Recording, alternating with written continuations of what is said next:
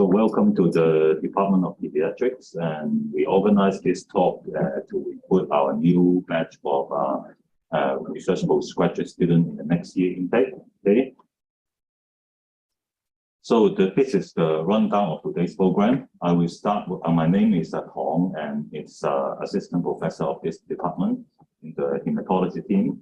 And I will give a very brief introduction to our department, our students, and our research teams, followed by a a brief talk or more in-depth talk of individual specialty offered by our department.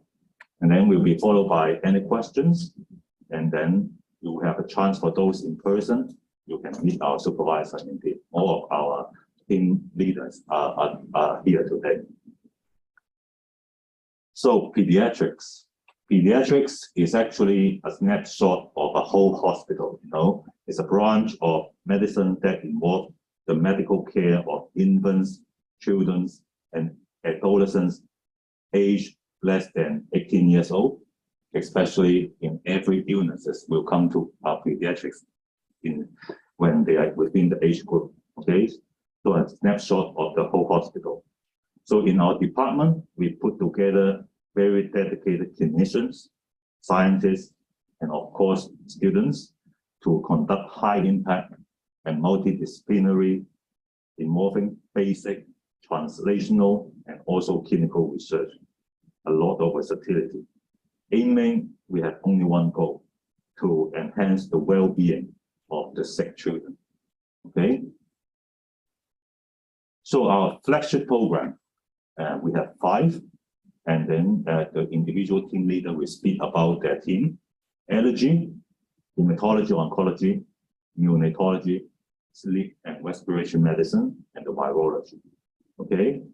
In each of these specialties, indeed, we are in an international standard, which is reflected by our research publication in the giant journal, especially when you see New England Journal of Medicine, the top 1 journal in the medical field. And then allergy, we have the number 1 journal, okay, in the hematology and other field. We always publish in good journal, okay, demonstrating our research capability is reaching the highest standard internationally. Okay, so 2 sites, actually our department has 2 sites of research. Here in Prince of Wales Hospital, or we can call it headquarters, which is a teaching hospital of the Chinese University of Hong Kong. And then we have the allergy team, neonatology team, and the respiratory team having their research conducted here. Okay.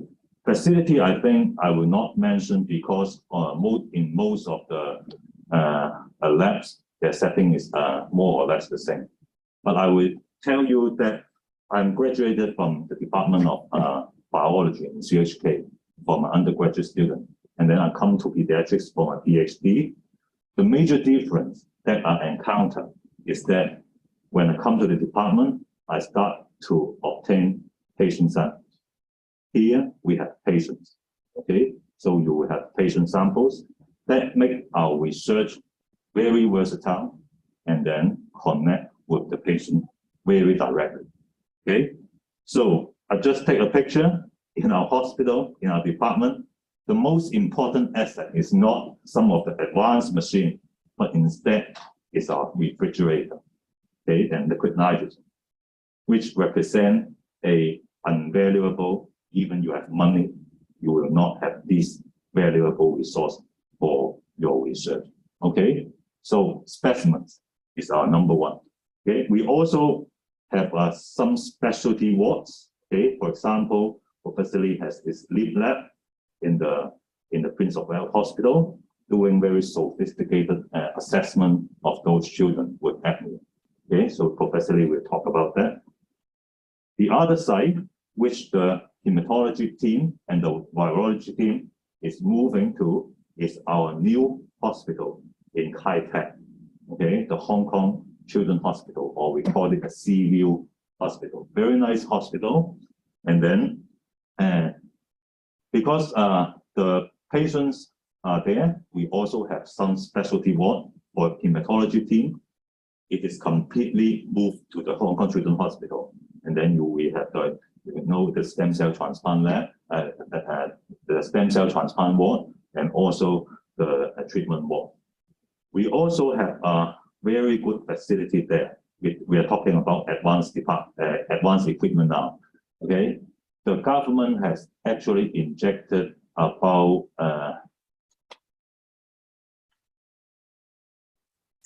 100 million for installing the most advanced machine in the two research floor in the Hong Kong Children's Hospital.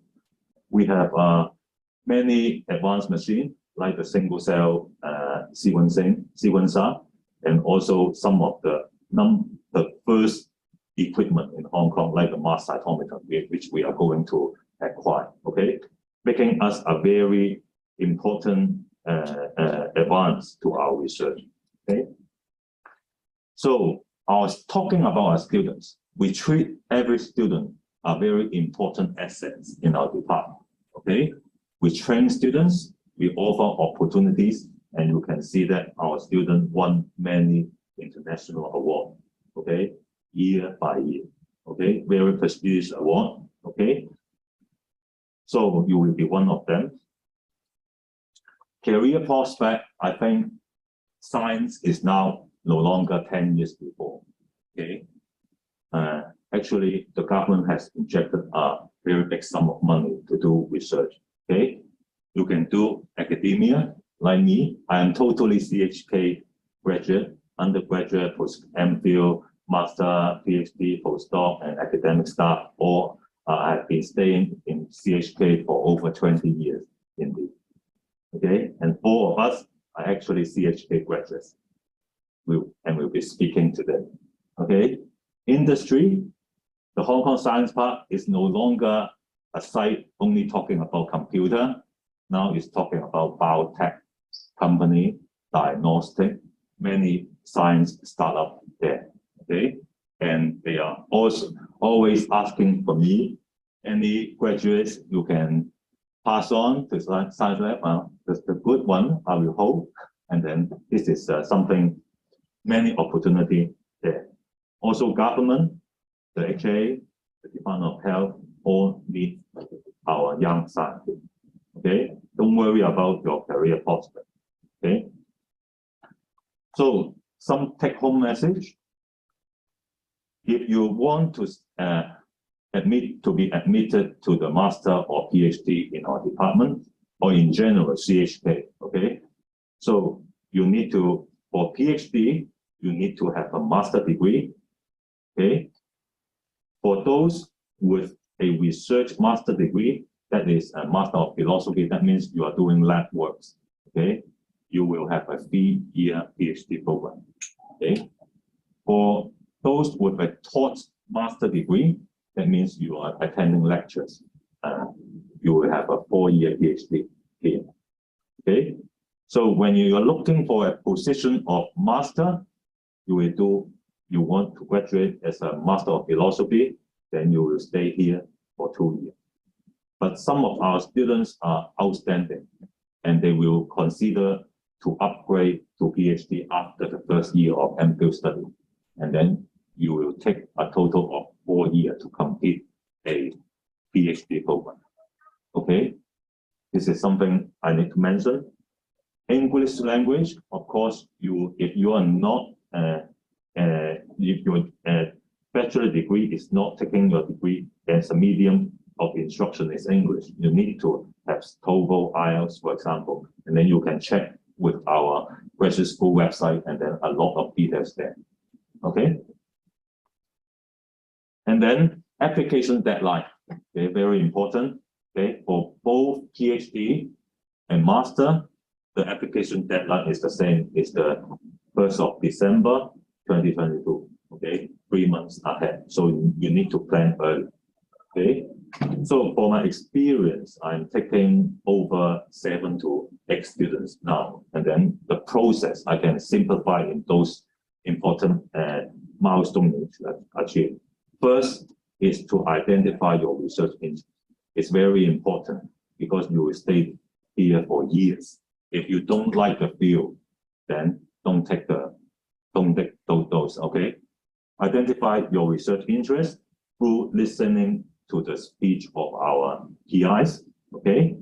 And then look for a potential supervisor, and please write proactively to those supervisors, okay? And then the supervisor, we are all very nice, and we'll conduct an interview, and then you need to apply before this deadline, okay? So in the application form, please indicate you are actually submitting your application to Pediatrics, and then indicate your potential supervisor, because you are heading to a PhD in medical sciences, but not in PhD in pediatrics. We are one of the department in our division of medical science. So if you do not indicate pediatrics, then you will go into the central pool. Okay, please do it. And then at around January or February, actually your supervisor will know the result in a bit earlier than the graduate school notification. Okay, do write to them and then track the progress. And then if you are lucky enough to have the offer, you can opt to accept the offer and then fulfill the admission criteria. Some of you are actually undergraduate, so you need to get the certificate of graduation. And then after fulfilling this graduation requirement, so welcome to Pediatrics. This is the timeline, what a student application is doing about.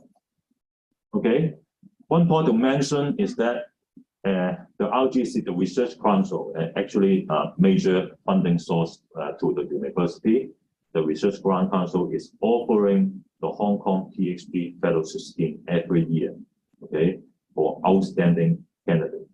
The package here, okay, very prestigious award, and then higher stipend, and then opportunity for exchange overseas, and then attending conference. There are many support with this. Do visit the RGC website, or indeed our graduate school has a leaflet, okay, posted there. If you are interested, you need to prepare early.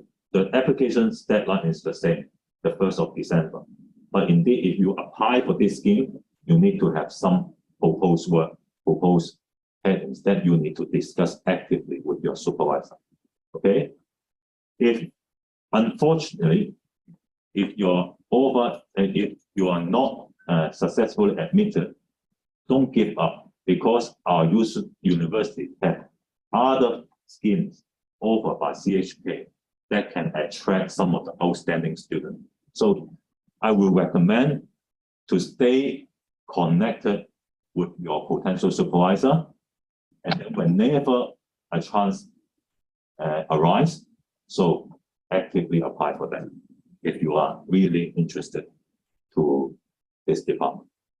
Okay, this is other take-home message I want to deliver.